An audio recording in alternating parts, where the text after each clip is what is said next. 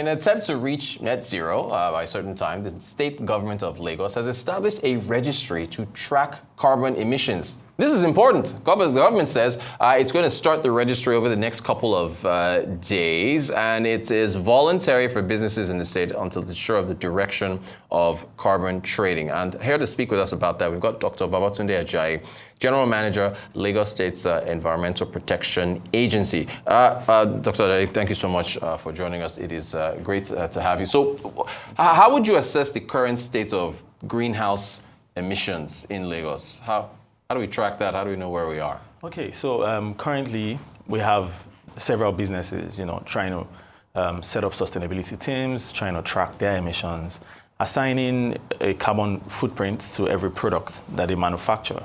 And what has happened so far is that everybody is just doing what they understand to do. I mean, depending on who's regulating them.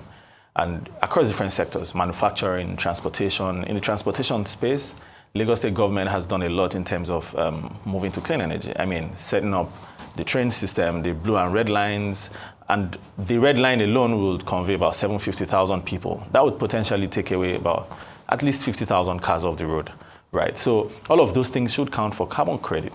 And what has happened is there's now a need to put numbers behind our carbon footprint and then be able to track it efficiently so that it counts for something and it can give you access to some kind of carbon financing, sustainable financing, and maybe even climate funding. Fantastic. So I just, I guess maybe put it in layman terms, or the registry, what's the purpose? Is it like when I'm seeing a downfall bus, whose exhaust pipe is just pumping out carbon monoxide, or a business manufacturer that's making something and pumping out, is that what's the purpose of the carbon registry? Why do we need one?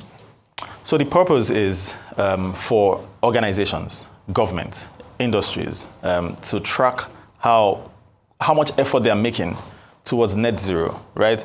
And from our nationally determined contributions, Nigerian government has committed to reducing emissions by 20% by year 2030. That's just 6 years away. Now, the direction that will go would be dependent on what the states decide to do. So Lagos, for instance, is taking a bold step, audacious one at that, to set up this registry so that we can then have people voluntarily declare their carbon footprint. Those that have an excess can offset, and then sell to people who have a deficit. Also, we can document our own efforts in-house, our sustainable agriculture, sustainable transportation, our green energy efforts can then mean something. It can mean credits in terms of trading. So at some point, then we can use it to access financing globally. Yeah. As far as how the registry would work, I know it's voluntary, sounds good. Don't you think you need to force people to register so you can check how much emissions they're putting out there? How's the registry supposed to work? Yeah, so by law and the regulations we have as the Environmental Protection Agency, we're supposed to set standards. We set emission standards for Lagos. And so what we have done, we have limits for industries, we have limits for the transport sector. So you know that every time you go to do your MOT, or we call it vehicle inspection, every year in Lagos, your emission is monitored, right? So someone documents that emissions, right? The numbers or the value is then sent to us at LASEPA, and then we're able to track how much emissions we have on the vehicular side of things. On the industrial side, people have their own, they have their emissions, and we also track them. They submit reports to us every quarter, and we're able to track these things. So what we need to do really is to sort of first encourage people, which is why it is initially voluntary, and then see how we can voluntarily trade between people, right? Between industries rather. So one industry is able to save some carbon. One ton of carbon or CO2 is equal to 50 trees. So plant 50 trees, it offsets 1 ton.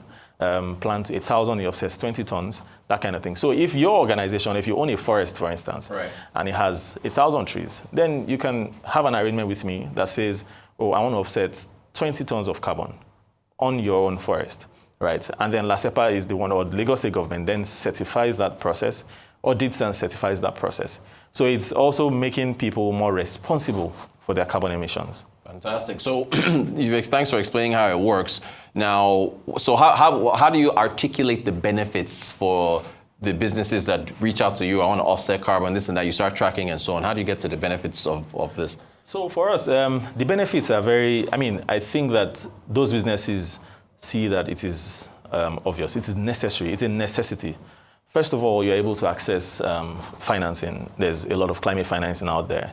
There's a whole, department of sustainable financing, right? So these monies are there, and banks these days, the Financial Reporting Council has made sure that banks are able to tie sustainability to the loans they give to businesses. So if businesses comply, they have access to finance. It shows some environmental responsibility. At the end of the day, it also shows a commitment to being responsible to the environment. The environment is ours to protect, and your business needs to play its part. Yeah.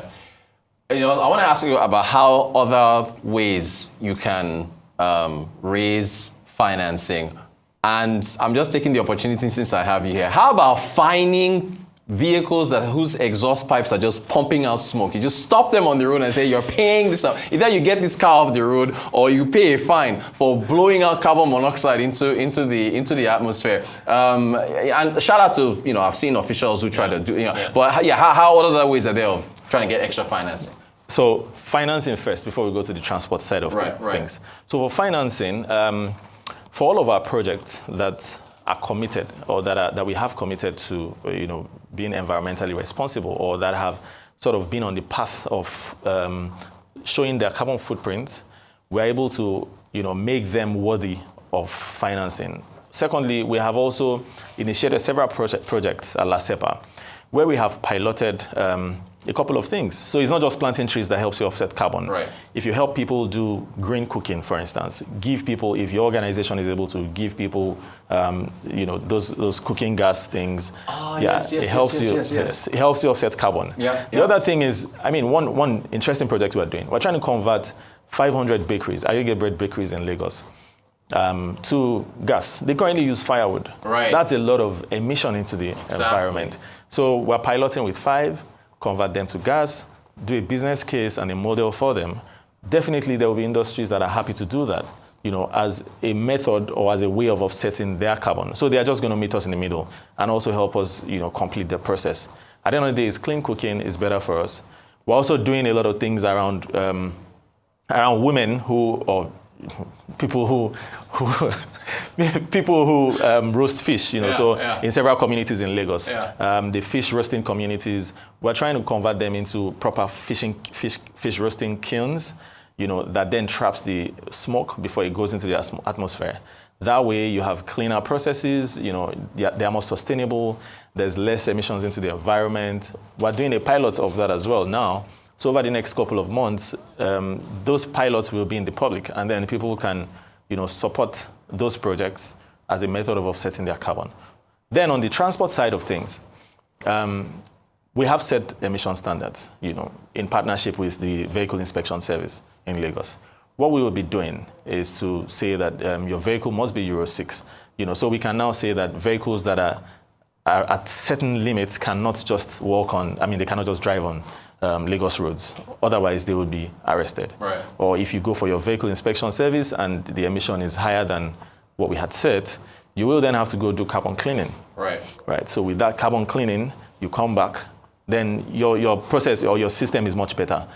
And then we would find a way to pull in all of the downfall process. I have to ask you, look, I could talk to you for an hour. This is a great topic. Climate change is important. There's so much recycling. There's a bottle here. I wanted to bring it up, but there's a brand. I don't want to show the brand of the bottle.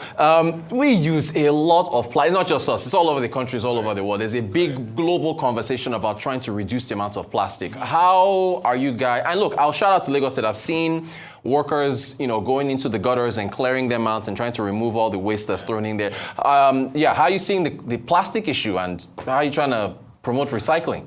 So again, most of the time, and actually all of the time, the federal government commits to a couple of treaties, and they do commitments on what we want to do with our plastic. So the plastic direction for Nigeria, and specifically now for Lagos, is that we're able to pull up as much of it out of the gutters and our system. So there's certain recycling pathways, not just for plastic. There's tire recycling, there's paper recycling. But for plastic in particular, there's a whole chain, So a lot of our PSP operators also have recycling plants where they manage, plastic recycling. We have collection points in organized communities. If you go in some, under the bridge in some areas, like you can see, those people are putting plastic together. They will crush it. Sometimes they export the crushed plastic just to make sure that it doesn't end up in the dump site and it doesn't end up in gutters and, all of our ways. So at the end of the day, the regulatory framework is what government has done. Government has also put an enabling environment in place so that plastic can be reused. Again, lastly, there are several people who've invested heavily in recycling. Most of them are right outside Lagos in Ogun State. Right, they're able to pull up all of the plastic that we use and then crush them, then make plastic afresh for all of the beverage industry and most of the people that use single-use plastics.